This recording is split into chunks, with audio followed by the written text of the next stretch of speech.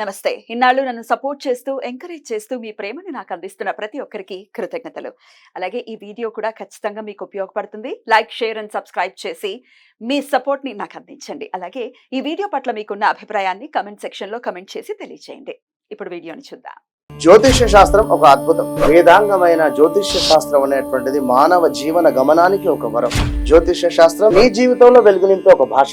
ఆ భాష నీకు అర్థమైతే ప్రకృతి నీతో మాట్లాడుతుంది. అస్ట్రాలజీ నేర్చుకోవాలి అనుకునే వారికి అద్భుత అవకాశం. మురళీధర శర్మ గారి అస్ట్రాలజీ క్లాసెస్ అతి త్వరలో మొదలు కాబోతున్నాయి. 100% జాబ్ గ్యారంటీ. వివరాల కొరకు సంప్రదించండి. నమస్తే, వెల్కమ్ టు అవర్ ఛానల్. నేను పద్మిని. ప్రస్తుతంతో పాటు ప్రముఖ ఆధ్యాత్మికవేత్త, ఆస్ట్రాలజర్, లైఫ్ కోచ్, బాల త్రిపుర సుందరి ఉపాసకురాలు శ్రీమతి డాక్టర్ ఆర్బి సుధా గారు మనతో పాటు ఉన్నారు. మాట్లాడదాం. సుధా గారు నమస్తే అండి. నమస్కారం పద్మిని. ఎస్ సుధా గారు, బోర్డు మీద మీరు రాశారు. అవును, అన్ని స్తంభన. ఇప్పుడు కరెంట్ టాపిక్ కదా, హాట్ టాపిక్ అయిపోయింది అది. ఇన్నాళ్ళ స్తంభన ఏంటి సుధా గారు? స్తంభన 7th జూన్ వరకు. అవును, స్తంభన అనే దానికి మనం ఆల్రెడీ మాట్లాడుకున్నాం. బట్ జనరల్ గా చెప్పాలి అంటే ఎప్పటికైనా ఇప్పుడు నాట్ ఓన్లీ రిట్రోగ్రేడ్ మోషన్, మళ్ళా నీచ పడినప్పుడు స్తంభన. స్తంభన అంటే ఏంటి? మనమే ఉన్నాం, మనకు ఒంట్లో బాగాలేకపోతే ఏం చేస్తాం? అలాగే ఆగిపోతుంది. అలాగే మార్స్ కూడా, అంటే కుజుడు ఏంటంటే స్తంభిస్తున్నాడు అనేది మెయిన్ టాపిక్. ఎక్కడ స్తంభిస్తున్నాడు అనేది వెరీ ఇంపార్టెంట్. స్తంభన అనే దానికి అందుకనే ఎగ్జాంపుల్ కింద అది చెప్పాను అనమాట. అంటే నీచ పడుతున్నాడు. మనకి తెలిసిన ఒక విషయం ఏంటంటే క్యాన్సర్, కర్కాటకంలో నీచపడతాడు అనమాట.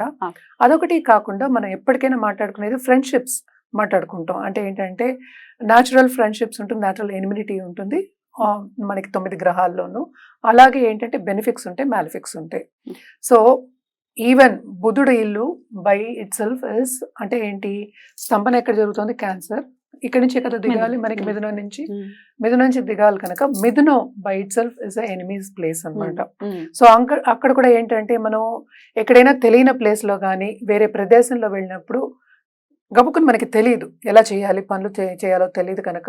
అలాగే ఒక ఎనిమి ఇంట్లో ఉన్నాము అంటే కట్టేసినట్టే ఉంటుంది కదా, అలాగే ఉండదు. అందుకోసమే స్తంభిస్తోంది ఎన్ని నెలలు అని చెప్పుకుంటున్నాం అనమాట. అది ఎప్పుడెప్పుడు జరుగుతోంది అనేది చూద్దాం. ఇప్పుడు ప్రస్తుతం మనం ఇంకా ఆగస్ట్ ఎండ్ సెప్టెంబర్ లో ఉన్నాం అనుకుందాము. ఆగస్ట్ 26th నుంచి మిథునంలో ఉన్నారు. సో మిథునం నుంచి మళ్ళా ఏమో కర్కాటకంకి October 20th వెళ్తున్నారు అనమాట. సో వెళ్ళిన తర్వాత అక్కడ రిట్రోగ్రేడ్ మోషన్ అనేది జరుగుతోంది. అంటే క్యాన్సర్ లో నీచ స్థితిలో జరుగుతోంది. అదేమో 21st జనవరికి మళ్ళా మనకి మిథునంలోకి వెళ్తారనమాట. సో October 20th నుంచి 21st Jan వరకు రెట్రోగ్రేడ్ లోనే ఉంటారు ఆయన? లేదు, కిందకి దిగిన తర్వాత రిట్రోగ్రేడ్ అవ్వాలి కదా. అవ్వాలి. నీచంలో రెట్రోగ్రేడ్ రిట్రోగ్రేడ్ అంటే కిందకి దిగాలి కదా. So that is direct motion. So మళ్ళా రిట్రోగ్రేషన్ అయినప్పుడు వెనక్కి వెళ్ళాలి కదా.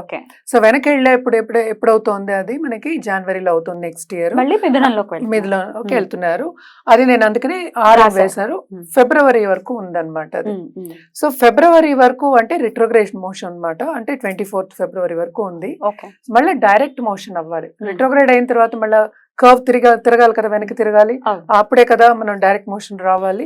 So direct motion 24th Feb నుంచి 3rd April మనకి మిథునంలో అవుతున్నారు. దాని తర్వాత ఏంటంటే 3rd April కి మనకి కర్కాటకానికి వస్తున్నారు అనమాట. June 7th వరకు ఇక్కడ ఉంటున్నారు. తర్వాత June 7th కి మనకి సింహంకి వెళ్తున్నారు అనమాట. సో ఇన్ని రోజులు ఏంటంటే ఇది చాలా ఎక్కువ రోజులు. యూజువల్ గా మార్స్ మనకి కుజుడు 45 days లో మనకి మూవ్ అవుతూ ఉంటారు అనమాట. సో ఈ రిట్రోగ్రేడ్ మోషన్ మూలాన్ని అక్కడే తిరగడం మూలాన్ని ఈ 2 రాశుల్లోనే కుజ స్తంభన అనేది ఏర్పడుతోంది. ఎందుకంటే నీచ స్థితిలో ఎవరు ఏం చేయలేరు, అలాగే ఎనిమి హౌస్ లో కూడా ఏం చేయలేరు కనుక. సో ఇవన్నీ ఏంటంటే 12 రాశులు, 12 రాశుల వారికి ఎఫెక్ట్ అనేది ఉంటుంది. అంటే తప్పక ఉంటుంది కదా. మరి 9 గ్రహాలు ఒక గ్రహం అలా అవుతున్నప్పుడు ఉండదా? అలాగే మనకి జూపిటర్ కూడా రిట్రోగ్రేషన్ అవుతున్నారు ఇదే సమయంలో.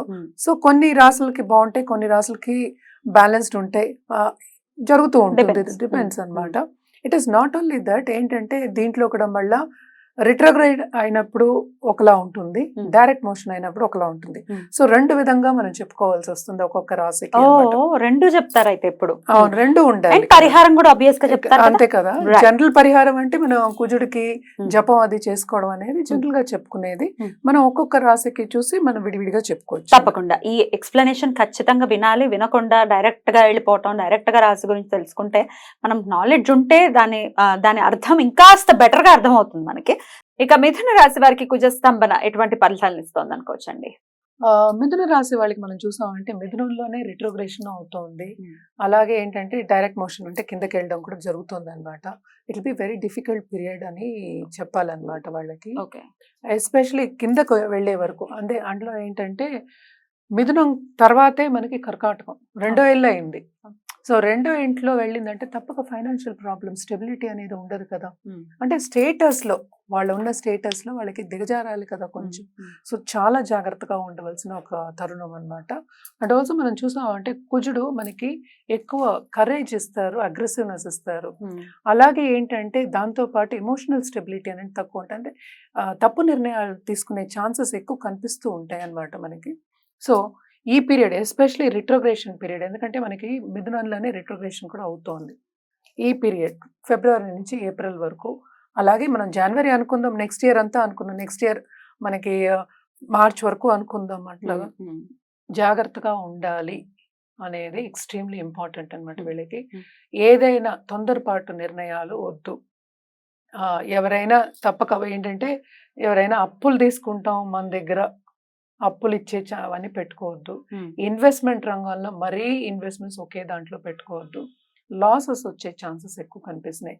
కానీ ఇక్కడ ఒకటి ఏంటంటే మనం చెప్పుకోవాల్సింది ఏంటంటే 11th లార్డ్ కూడానే ఉన్నారు, లాభం చూపించాలి. కానీ ఇక్కడ మనం చూసామంటే 6th లార్డ్ కూడా అయ్యారు. సో తప్పక ఏంటంటే వీళ్ళకి అనుకోని ఎనిమీస్, వీళ్ళ ఫ్రెండ్స్ లోనే ఎనిమీస్ అనేవాళ్ళు ఏర్పడతారు. అంటే ఏంటి, ఎదిరిచ్చే వాళ్ళు అందాం, ఎనిమీస్ అనద్దు, ఎదిరిచ్చే వాళ్ళు ఏర్పడతారు. అలాగే ఏంటంటే వీళ్ళకి తప్పక ఖరీదైన వస్తువులు ఈ టైంలో కొనుక్కునే ఛాన్సెస్ వస్తాయి. దాంట్లో లాసెస్ వచ్చే ఛాన్సెస్ ఉంటాయి. అంటే క్రయ విక్రయాల్లో కొన్ని ప్రాబ్లమ్స్, అంటే ఏంటంటే మనకి స్ట్రైట్గా ఉండదు అనమాట. జాగ్రత్తగా చూసుకోవాలి, అందరినీ నమ్మకూడదు అనేది వీళ్ళకి వెరీ ఇంపార్టెంట్. ఎస్పెషలీ అక్టోబర్ నుంచి, ఈ సంవత్సరం నుంచి నెక్స్ట్ ఏప్రిల్ వరకు కొంచెం జాగ్రత్తగా ఉండాలి అని చెప్పడం జరుగుతుంది అనమాట. అలాగే ఈ రాశిలో ఉన్న వాళ్ళ పిల్లలు, వాళ్ళ మీద తప్పక వీళ్ళు ఖర్చు పెట్టవలసి వస్తుంది. రెండో ఇంట్లోకి ఎస్పెషల్లీ నీచు పడినప్పుడు పిల్లలు చెప్పిన మాట వినరు. వాళ్ళని ఒక దారిలో పెట్టడం అనేది కనిపెట్టుకుంటూ ఉండాలి అనేది వెరీ వెరీ ఇంపార్టెంట్ అనమాట. ఇవన్నీ జాగ్రత్తగా చేసుకుంటూ రెమెడియల్ మెషర్స్ మాత్రం బల్లగుద్ది చెప్పాలి, తప్పగా చేసుకోవాలి వీళ్ళు అని చెప్పాలి. ఎందుకంటే మొత్తం అంతా జరిగేది ఈ రాశిలోనే కనుక. సో తప్పక స్తంభించడం అనేది దేంట్లో, కెరియర్ పాత్లో, అలాగే ఫైనాన్షియల్ విషయంలో, అలాగే ఏంటంటే మన మంగళకారకుడు దాంపత్య జీవితం ఆర్ ఇంటర్పర్సనల్ రిలేషన్షిప్, ఇవి మూడే కదా ఎవరైనా కోరుకునేది. దాంతో పాటు మనకి డబ్బు రావడం, రాబడి, ఈ అన్నిట్లోనూ కొంతవరకు నెగటివిటీ అనేది చూపిస్తోంది కనుక తప్పక వీళ్ళు రెమెడియల్ మెషర్స్ పరిహారాలు చేసుకోవడం అనేది వెరీ ఇంపార్టెంట్.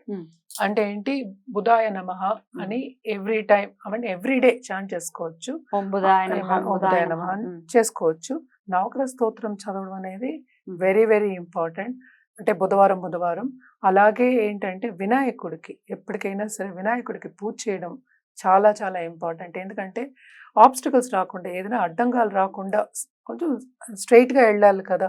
అంటే అడ్డంగాలు దాటుకునే మనం వెళ్ళాలి. సో అది కూడా మనం వెళ్ళగలగాలి, ఆ పవర్ ఇవ్వాలి, ఆ ఎనర్జీ ఇవ్వాలి అని కోరుకోవాలన్నమాట. కోరుకున్నప్పుడు కొంతవరకు ఏంటంటే ఎప్పుడు డైరెక్ట్ అయినప్పుడు కొంచెం బెటర్గా ఉంటుంది వీళ్ళకి. ఆ టైంలో ఇన్వెస్ట్మెంట్స్ చేసుకుంటే వాళ్ళకి లాభాలు అనేవి వస్తాయి. అంటే డబుల్ అవ్వచ్చు, త్రిబుల్ కూడా అవ్వచ్చు. ఎందుకంటే ఎస్పెషలీ ఈ రాశి వాళ్ళు ఎక్కువ business people, business minded people, intellect ఎక్కువ ఉంటుంది. సో అందుకోసం అని ఆ టైంలో చేసుకోవడం అనేది ఇంపార్టెంట్. ఇది షార్ట్ పీరియడే, కొంత ఓపిక వహించాలి, అంతే, పేషెంట్ గా ఉండాలి. అగ్రెసివ్నెస్ ఉంటే సరిపోదు, అందుకే తొందరపాటు నిర్ణయాలు వద్దని ముందే చెప్పేస్తాం మనం. రైట్. సో ఇవన్నీ చేసుకుంటూ పరిహారాలు చేసుకోవడం అనేది ఇంపార్టెంట్ అన్నమాట. డెఫినెట్లీ అవి చేసుకుంటూ కొంత ఓపిక పట్టేటటువంటి సమయం కాబట్టి ఆ సమయాన్ని జాగ్రత్తగా డీల్ చేస్తూ ఈ టైం అంతా కూడా వాళ్ళకి పీస్ఫుల్ గా వెళ్ళిపోవాలి మిథున రాశి వారికి అని మనస్ఫూర్తిగా కోరుకుంటే ఇక నెక్స్ట్ ఎపిసోడ్ లో కర్కాటక రాశి గురించి తెలుసుకుందాం. థ్యాంక్ యూ అండి. నమస్తే.